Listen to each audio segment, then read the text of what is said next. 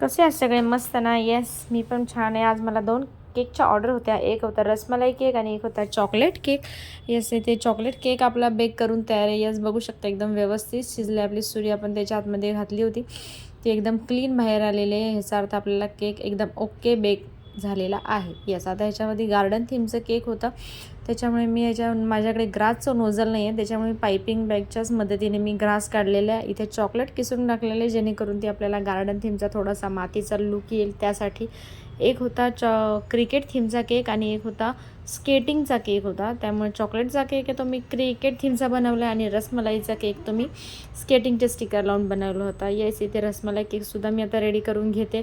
माझे व्हिडिओ जर आवडत असतील तर व्हिडिओला चॅनलला लाईक शेअर सबस्क्राईब नक्की करत जावा. येस, हा इथे मी क्रम कोटिंग करून घेतलेला आहे आणि ह्याच्यावरती सुद्धा मी असं चॉकलेट किसून गार्डनिंग टाईप बनवलेलं आहे. येस, ह्याच्यावरती लावलं आहे क्रिकेटचे टॉपर्स आणि दुसऱ्या केकवरती लावलेत मी स्केटिंगचे टॉपर्स. येस, इथे 2 ऑर्डर रेडी आहेत. येस, आपण जाऊया केक ऑर्डर द्यायला आणि जिथे त्यांनी बड्डे सेलिब्रेशन केलं आहे बघू शकता. अशा प्रकारे त्यांनी त्याचं बड्डे सेलिब्रेशन केलं होतं यांचं.